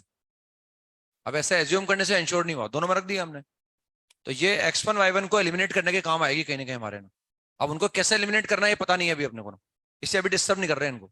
अब क्या करें, ये तो पॉइंट ऑफ इंटरसेक्शन मान लिया, दोनों में रख दिया, उससे इंश्योर हो गया वाकई में इनका पॉइंट ऑफ इंटरसेक्शन है। अब मुझे इस पॉइंट पर इसके टेंजेंट का स्लोप निकालना है, और एक इस पॉइंट पर इसकी टेंजेंट का स्लोप, उसके लिए मैं डिवाइड निकाल लूंगा। जो स्लोप यहाँ से आएगा वही यहाँ से आएगा, इसे दो बार मेहनत भी नहीं करनी पड़ेगी, क्योंकि यहाँ स्मॉल ए भी है और यहाँ कैपिटल ए भी है बस ना। तो इसे एक को डिफरेंशिएट कर दो आप, मैंने इसको डिफरेंशिएट किया, what we gate 2ax plus का 2by into dy by dx बराबर 0। therefore dy by dx is equal to minus ax upon by। therefore m1 is equal to, ये ऐसा लिख सकते हैं एक बार पूरा पूरा, dy by dx at x1 y1, dy by dx at x1 y1 is equal to minus का ax1 upon by1, और ये मैंने मान लिया m1। therefore m1, अब दूसरे कर्व की बात करेंगे, तो दूसरे कर्व में सिमिलरिटी है ना, स्मॉल ए बी की जगह कैपिटल ए बी है बस हमारे पास, तो वो आ जाएगा माइनस ax1 अपॉन by1 आ जाएगा, या लिख देंगे सिमिलरली है ना, ऐसा लिख सकते हैं चाहे तो ना। तो ये दोनों के स्लोप आ गए ना, उस पॉइंट ऑफ इंटरसेक्शन पर दोनों कर्व की टेंजेंट का स्लोप निकाल लिया। अब since curves are orthogonal therefore tangent will be perpendicular, m1 m2 बराबर -1। तो m1 m2 कितना आ गया, इनको मल्टीप्लाई करूंगा तो क्या आएगा, a into A B into b x1 square upon y1 square is equal to -1। सही है ना, ये ऐसा आ गया हमारे पास। बस अभी हटाना है मुझे यहाँ से x1 स्क्वायर y1 स्क्वायर, क्योंकि मुझे रिलेशन चाहिए, वैल्यू तो निकालनी नहीं है मुझे ना, वहां वैल्यू निकल गई थी तो वहां वैल्यू पूछ ली उन्होंने, यहाँ रिलेशन निकाल लेंगे अपने ना।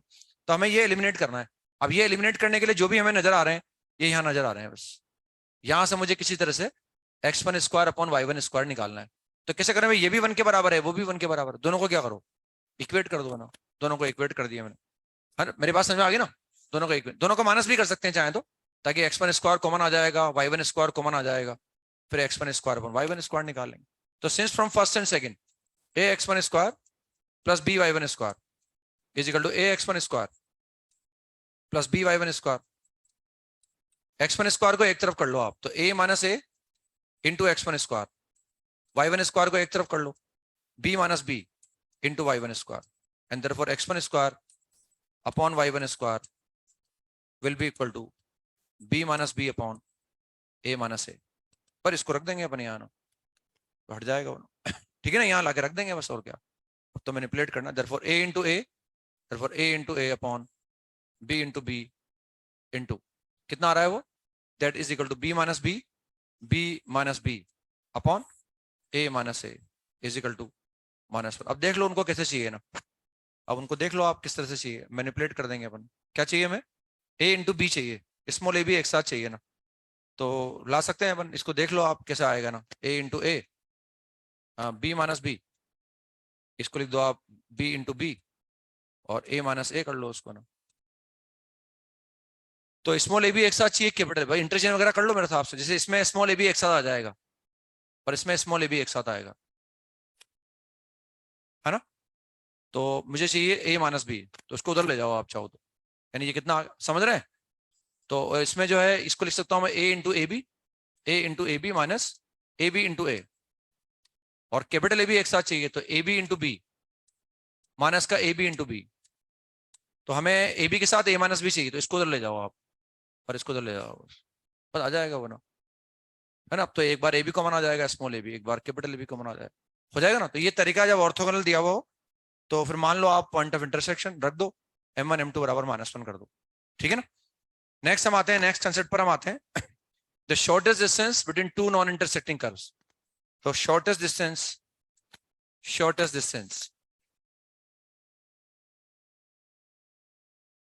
distance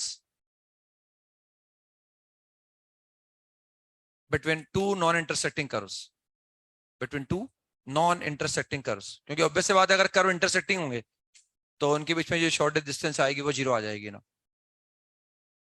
shortest distance between to, इसका भी सवाल हमने करा रखा है कहीं ना कहीं आपको, कॉनिक सेक्शन की शीट में एक सवाल है हमारे ना, मतलब वो बहुत ज्यादा पढ़ा देते हैं, या तो उस सवाल को हटा के यहाँ लाया जाए ताकि वह नाम इस्तेमाल मत करो आप, लेकिन वो कहीं ना कहीं रिपीटर के अंदर भी जाती है वो शीट, तो कहीं ना कहीं थोड़ा उनको आइडिया रहता है, इससे वहाँ डाला जाता है उसको ना। वो सवाल अपनी शीट में भी होगा कहीं ना कहीं, दोनों जगह डाल रखा है उसको ना।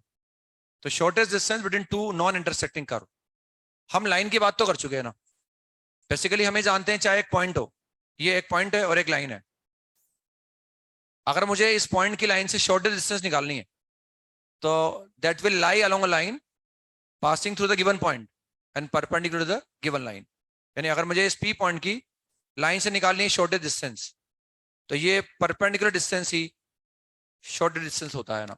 यानी ये वो डिस्टेंस उस लाइन के अलोंग लाई कर रही है जो इस पॉइंट से पास हो रही है और गिवन लाइन के परपेंडिकुलर। फिर आते हैं हम दो लाइन के बीच में, अगर हम दो लाइन की बात करें, क्योंकि अपन 2D की बात कर रहे हैं अभी ना, 3D की बात नहीं कर रहे।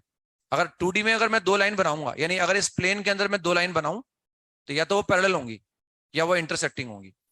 यानी जब भी लाइन पैरेलल होंगी या वो इंटरसेक्टिंग होंगी तो वो एक प्लेन में होंगी, मतलब यानी इस बोर्ड पर अगर मैं दो लाइन का डायग्राम बनाऊं तो या तो वो पैरेलल होंगी या वो इंटरसेक्टिंग ही होंगी, इसके अलावा कुछ नहीं हो सकता। और अगर वो इंटरसेक्टिंग हो गई तो उनके बीच में डिस्टेंस कितनी आ जाएगी, 0 आ जाएगी।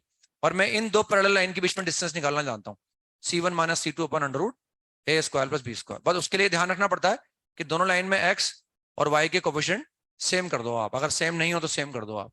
उसके बाद हम फॉर्मूला जानते हैं, लेकिन वो जो डिस्टेंस आती है ना वो भी ये वाली आती है, वो ये डिस्टेंस आएगी शॉर्टेस्ट, क्योंकि अगर किसी का फॉर्मूला है ना तो इसका मतलब वो शॉर्टेस्ट ही है ना, वरना डिस्टेंस तो बहुत सारी आएंगी इनके बीच में।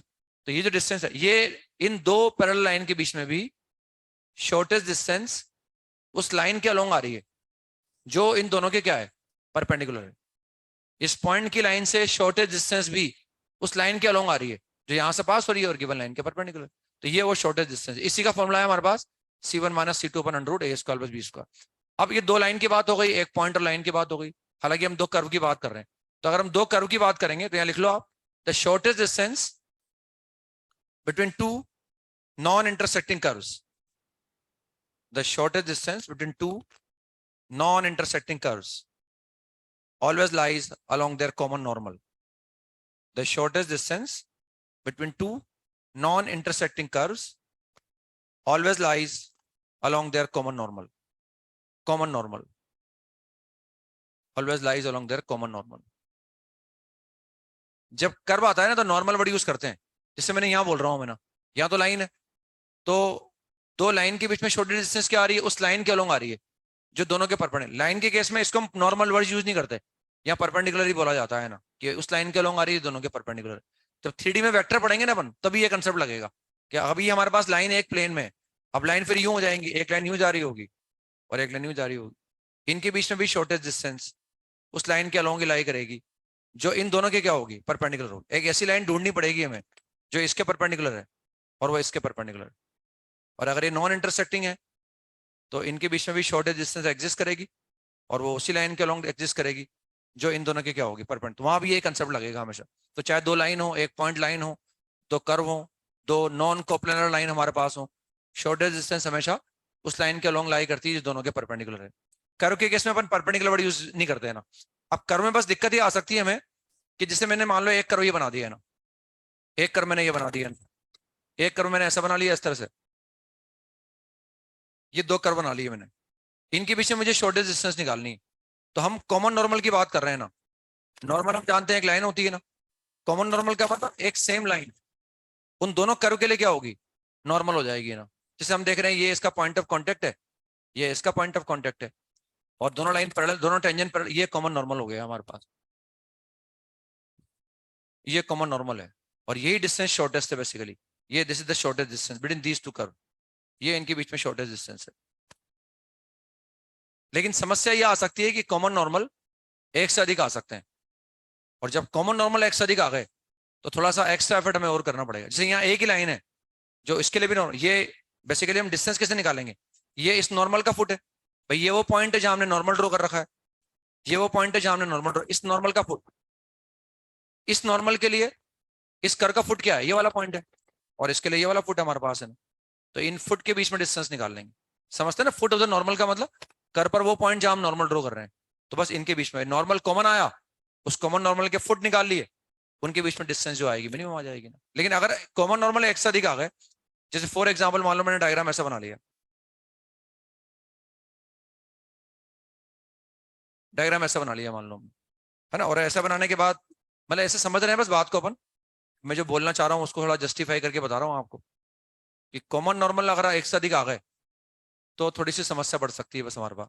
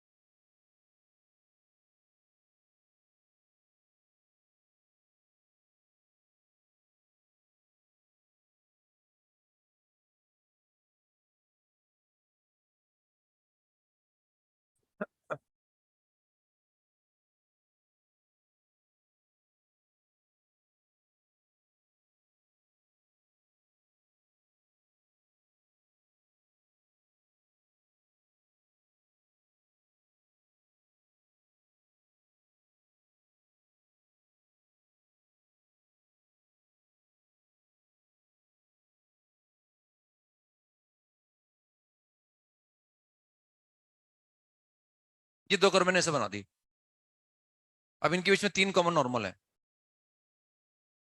एक कॉमन नॉर्मल ये वाला है, एक कॉमन नॉर्मल ये वाला है, और एक कॉमन, वो तो डायग्राम बना हुआ है मेरे सामने, तो हमें लग रहा है यही शॉर्टेज डिस्टेंस है, लेकिन इसे डायग्राम थोड़ी बना हुआ होगा वहाँ। तो जब कॉमन नॉर्मल एक से अधिक आएंगे तो हमें फिर डिस्टेंसेस निकाल के चेक करनी पड़ेगी कौन सी डिस्टेंस छोटी है। हम क्या करेंगे, वो जो कॉमन नॉर्मल एक से अधिक आए तो नॉर्मल के फुट निकाल लेंगे हम, ये इस नॉर्मल का फुट निकाल लिया भाई, ये वो पॉइंट है, इस पॉइंट पर ये लाइन इस कर के लिए नॉर्मल, ये फुट निकाल लिया, इस कॉमन नॉर्मल के फुट निकाल ली, इनके बीच में डिस्टेंस फॉर्मूला लगा के देख लिया, इसके फुट ये वाले आ गए, इनके बीच में डिस्टेंस फॉर्मूला लगा के देख लिया, इनके बीच में डिस्टेंस फॉर्मूला लगा के देख लिया, जिससे डिस्टेंस कम आएगी वो शॉर्टेज डिस्टेंस आ जाएगी। तो अगर कॉमन नॉर्मल एक ही आया तो सवाल छोटा हो गया, एक से अधिक आ गया तो सवाल थोड़ा बड़ा हो गया, और वो फिर हम डिस्टेंस निकाल निकाल के चेक करना पड़ेगा कि कौन सी डिस्टेंस छोटी आएगी हमारे पास। ठीक है ना, तो ये देखना है अपने को ना, तो चाहे दो लाइन हो, चाहे एक पॉइंट एक लाइन हो, और चाहे दो कर्व हमारे पास हो, the shortage distance will lie along their common normal.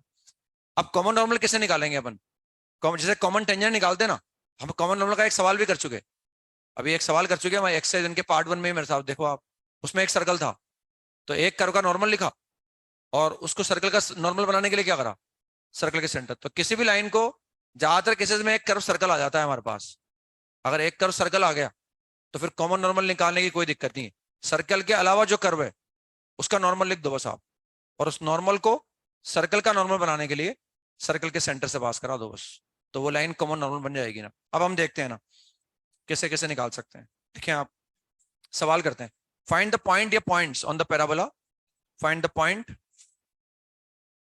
Find the point या पॉइंट्स, हो सकता है एक पॉइंट आए या एक से अधिक आए, फाइंड द पॉइंट या points on the parabola y is equal to x square. ये सवाल काफी आते हैं जेई के अंदर इसके ना टेंजन का सवाल भी आता है, कॉमन टेंजन का भी आता है, एंगल ऑफ इंटरसेक्शन के सवाल भी आते हैं जेई में ना, सब आते हैं भर भर के। Find the point on the parabola, point या points on the parabola which is, which is या विच आर, हो सकता है एक पॉइंट आया, हो सकता है एक से अधिक आया, nearest to the line, nearest to the line y is equal to x minus 1, and also find the shortest distance between them, and also find the shortest distance between them। हमें इस कर्व पर point निकालना है जो इस line से nearest है ना, जैसे हमने दो लाइन की बात कर ली, दो कर्व की बात कर ली, यहाँ एक लाइन और एक कर्व की बात कर रहे हैं, लाइन और कर्व के बीच में है, हमें शॉर्टेस्ट डिस्टेंस निकालनी है। तो पहले पॉइंट निकालना है कि कर्व पर वो पॉइंट बताओ जो लाइन से नियरेस्ट है, जिसकी लाइन से डिस्टेंस कम से कम होना, और फिर हमें वो शॉर्टेस्ट डिस्टेंस भी निकालनी है ना। मैं बताता हूं एक सवाल करके आपको। देखो इसमें हमें दिया हुआ है curve y equal to x square plus x plus one, एक दी हुई में line y equal to x minus one, एक हमें लाइन दे रखी है ना। हमें एक तो पॉइंट निकालना है और एक शॉर्टेज डिस्टेंस निकालनी है। डायग्राम बनाना चाहें डायग्राम बन सकता है आसानी से समझने के लिए, इसे डायग्राम बना रहे हैं हम। इस पैराबोला का डायग्राम हम जानते हैं, इसका वर्टेक्स निकाला हमने क्योंकि क्वाड्रेटिक माउथ ओपनिंग अपवर्ड है, इसका वर्टेक्स हम निकालना जानते हैं, डिफरेंशिएट किया, जीरो के बराबर रख दिया, फिर एक्स बराबर माइनस हाफ को रखा, उससे वाई 3/4 आ जाए। इसका डी नेगेटिव आ रहा है ना, तो डायग्राम एक्स एक्सिस के ऊपर बनेगा। मतलब समझने के लिए हमने डायग्राम ऐसे बना लिया, ये इस पैराबोला का डायग्राम है, यानी इसका वर्टेक्स से माइनस हाफ कोमा 3/4। अब लाइन का डायग्राम बना दो, लाइन का डायग्राम को जैसे बनेगा, इसका स्लोप पॉजिटिव है और इसका वाई इंटरसेप्ट नेगेटिव आ रहा है। अब हमें क्या करना है, इस पैराबोला पर एक पॉइंट निकालना है।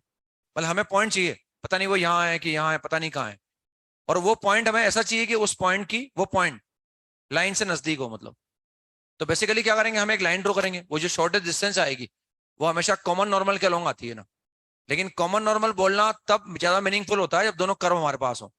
तो हमेशा बोल सकते हैं कि हमने मान लिया पता नहीं है हमें कि वो पॉइंट कहाँ आएगा, हमें वो पॉइंट चाहिए जहां से अगर मैं परपेंडिकुलर ड्रॉ करूंगा तो लाइन के क्या आना चाहिए, परपेंडिकुलर आना चाहिए ना। भाई पॉइंट ही तो हो गया एक तरह से, वो पॉइंट की लाइन से मुझे मिनिमम डिस्टेंस निकालनी, और पॉइंट की लाइन से मिनिमम डिस्टेंस का मतलब पॉइंट से लाइन ड्रॉ करो जो उस गिवन लाइन के क्या हो, परपेंडिकुलर हो। तो अगेन कॉमन नॉर्मल का मतलब क्या है यहाँ, तो हम देख रहे हैं हमें इस पर एक पॉइंट ऐसा चाहिए जहां अगर हम नॉर्मल ड्रॉ करेंगे, कॉमन नॉर्मल का मतलब वो लाइन इसके लिए तो नॉर्मल होगी, वो लाइन इसके लिए तो नॉर्मल होगी। जब कर्व की बात करेंगे ना तो नॉर्मल वर्ड यूज करेंगे, लेकिन जब लाइन की बात करेंगे तो परपेंडिकुलर वर्ड यूज करेंगे ना।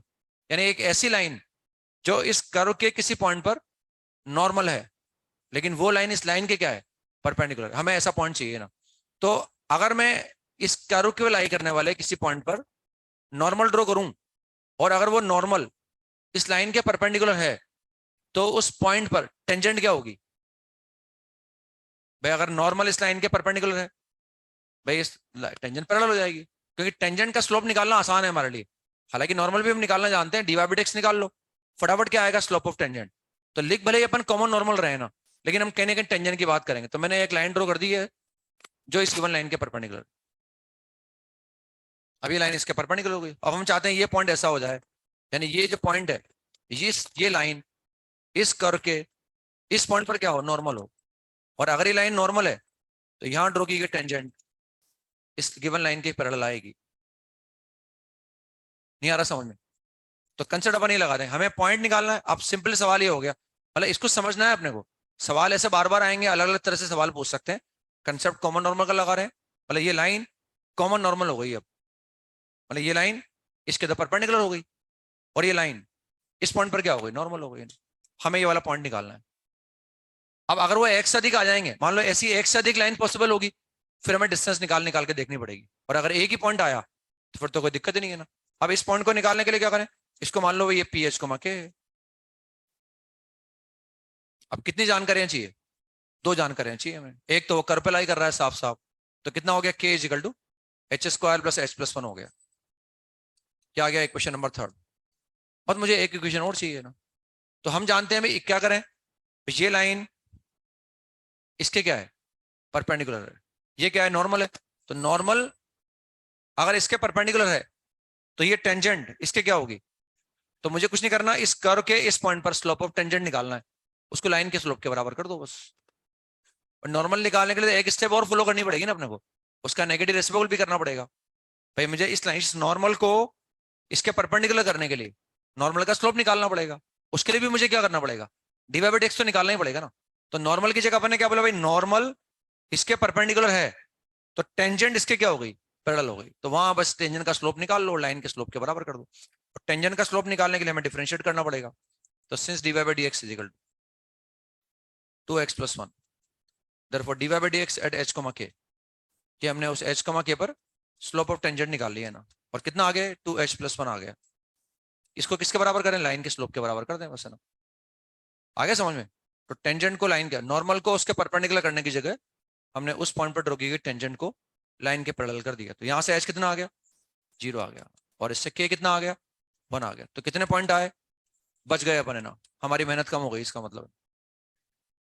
अगर ये एक से अधिक पॉइंट आए होते तो फिर हमें उन एक से अधिक पॉइंट की इस लाइन से बारी बारी से डिस्टेंस निकाल के देखते, जिससे डिस्टेंस कम आई वो पॉइंट लाइन से नियरेस्ट डिस्टेंस पर आएगा। समझ में आ गया ना। तो यहाँ फॉर्चुनेटली एक ही पॉइंट आया है ना, तो ये ऐसा पॉइंट आया है इस पैराबोला पर जो इस लाइन से कम डिस्टेंस पर होगा। तो एक सवाल का जवाब मिल गया। अब क्या निकालना है, शॉर्टेज डिस्टेंस। तो इस पॉइंट की लाइन से क्या निकाल लो, डिस्टेंस निकाल लो है ना। एंड द रिक्वायर्ड डिस्टेंस निकालने के लिए हम जानते हैं लाइन को ऐसे लिख लिया हमने ना। And the required shortest distance is distance of point 0,1 from the given line. तो required shortest distance is x की जगह 0 रख दो, वाई की जगह 1 रख दो, under root coefficient of x का होल स्क्वायर। कुछ मैंने गड़बड़ की है शायद है ना, एक्स माइनस वाई माइनस 1 ही आएगा ना, तो कितना आ जाएगा, दिस इज अगेन दिस, और ये √2 आ जाएगा। This is the required shortest distance. तो ये वो रिक्वायर्ड शॉर्टेज डिस्टेंस हमारे पास आ जाएगी, √2 is the required shortest distance.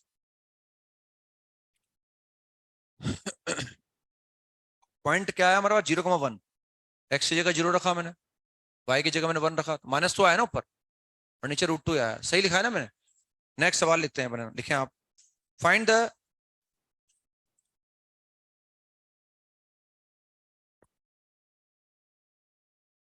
Point या points on the hyperbola, find the point या points on the hyperbola 3x² minus 4y² is equal to 72.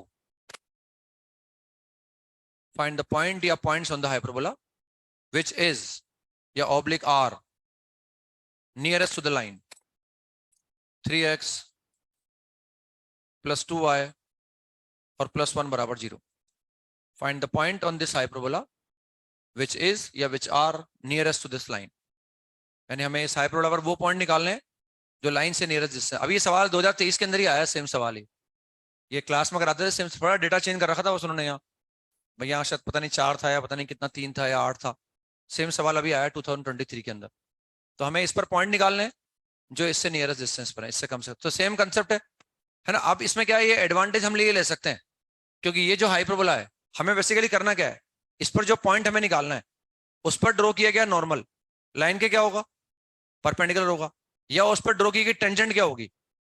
तो हमें point निकालना है, तो हमें इसका फॉर्मूला जानते हैं कि इस पर पॉइंट क्या होता है, a sec theta b tan theta. और फॉर्चुनेटली हम a sec theta b tan theta पर टेंजेंट की इक्वेशन भी जानते हैं, तो हमें ना डिवाइडेड वगैरह कुछ नहीं निकालना पड़ेगा। पॉइंट हो गया a sec theta b tan theta, उस पर हम जानते हैं टेंजेंट का इक्वेशन x अपॉन a sec theta minus y अपॉन b tan theta is equal to 1। उसका स्लोप निकाल लो, उस टेंजेंट के स्लोप को इसके बराबर कर दो, उससे थीटा आ जाएगा, थीटा को वापस पॉइंट पर रख देंगे, उससे पॉइंट ऑफ कॉन्टेक्ट आ जाएगा हमारे पास, वो पॉइंट आ जाएगा। और अगर एक से अधिक आएंगे फिर हम स्लोप निकाल के करेंगे, या फिर आप चाहो तो ऐसा कर सकते हो, h के मान लो, h के को रख दो और h के पर टेंजेंट की इक्वेशन निकाल के स्लोप निकाल के इसके बराबर कर दो, उससे भी h और k में 2 इक्वेशन आएगी। लेकिन अगर पॉइंट एक से अधिक आएंगे, मेरी बात समझ में आ गई ना, हम उसका एडवांटेज ले सकते हैं जो हमें याद है, या मैंने अभी जो तरीका बताया उससे भी कर सकते हैं ना।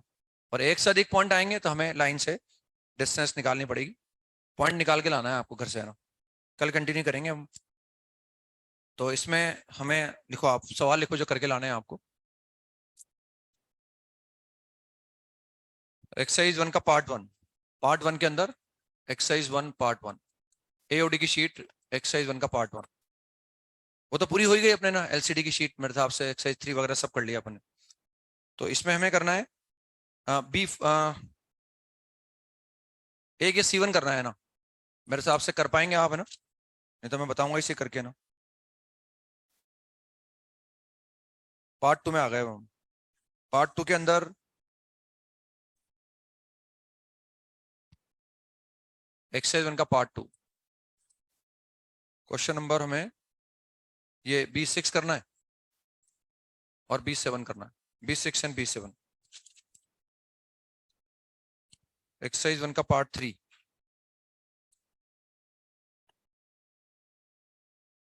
इसमें शायद हमें हाँ ये कर सकते हैं, B2 कर सकते हैं, B3 कर सकते हैं, B2 एंड B3। एक्सरसाइज 2 का पार्ट 1,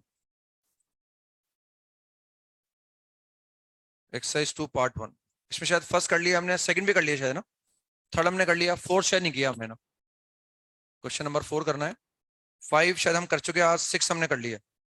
तो 7 निकालना है, 7 करना है। 7 के बाद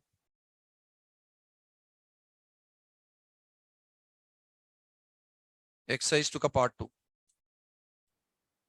फर्स्ट हम कर चुके शायद इसमें ना, फर्स्ट कर चुके ना हम। फोर्थ करना है हमें ना। ये भी डिवाइडेड निकालना आता है अपने को। एक्सरसाइज 2 का पार्ट 3। क्वेश्चन नंबर इसमें फर्स्ट करना है, इसके बाद सेकंड करना है, इसके बाद थर्ड करना है, इसके बाद 4 करना है।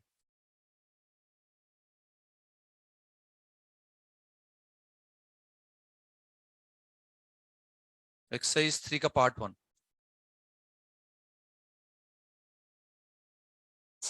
क्वेश्चन नंबर, जा रहा हूं बस है ना।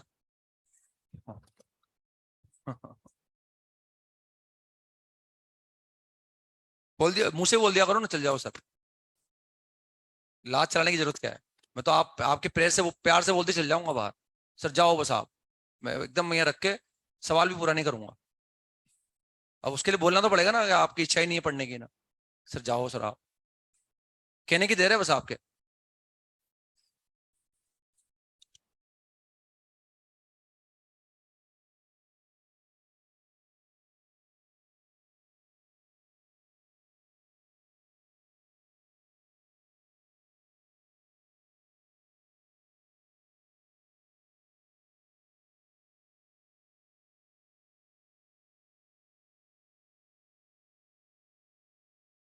ये करके लाना है अपने।